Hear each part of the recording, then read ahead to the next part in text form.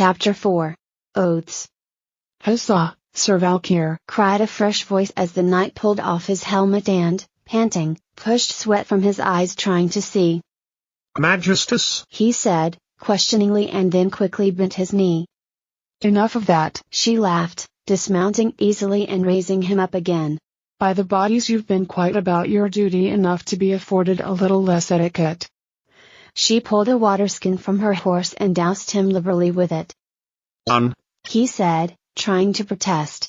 My liege. Fie, She admonished. campaign rules. No formality. Just Jesca and Coral. Sit against the tree here. I'll assess the battlefield. He did so, clearly uncomfortable. But fatigue made him fuzzy and he quickly gave up any protest, popping all the straps of his armor and drinking liberally. Jesca grunted as she dragged the nearest bodies to him, stopping to bind the one with the chest wound first. After a few whistles and cries, she found Coral's horse and used the two horses to drag the rest. Eightfeld, Said Jesca, taking her own turn to pull from the waterskin. quite impressive.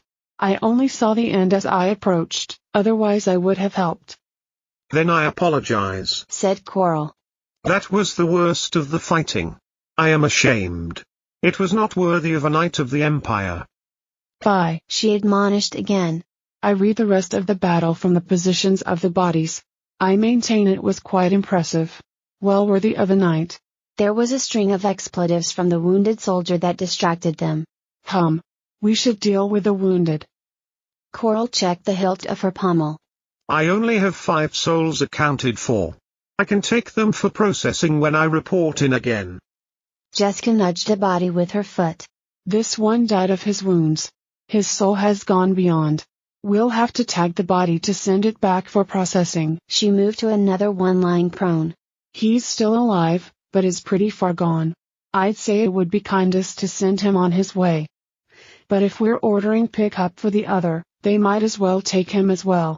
Which leaves. The sitting captive spat at her. She sidestepped the spittle. Well, at least I'm here personally and can administer the oath.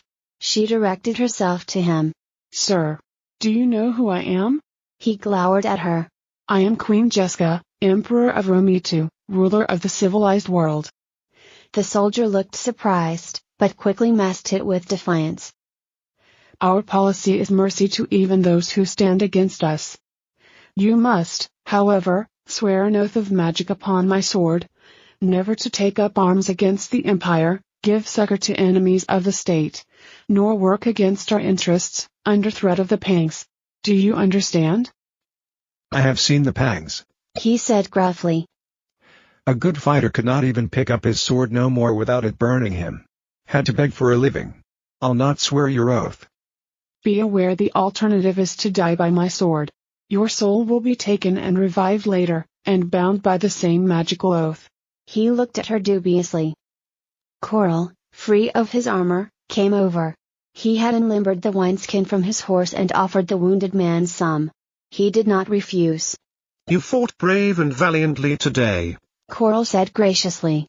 It was but luck that you are my prisoner and I am not yours. Clearly you have spent much of your life learning this profession to be so skilled. We have need of soldiers like you. The oath does not prevent you practicing your art on our behalf. The soldier looked at Coral long and hard. You aren't human. He said suspiciously. Self-consciously Coral brushed his sweaty hair from his ears. They were slightly upswept. Nor am I entirely elfin. But my loyalty is entirely to the Empire. They accept all, forgive all, and work for the betterment of all. Please join us.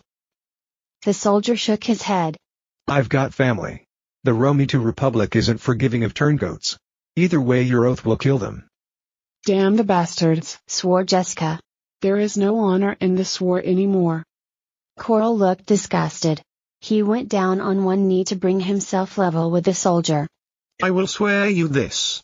If you will take our oath and fight loyally for our queen, I will seek out your family and bring them under our protection, with 8 acres of good land as pension. I swear this too, said Jesca, taking them both aback. Majestus, Protested Coral. you have an empire to run.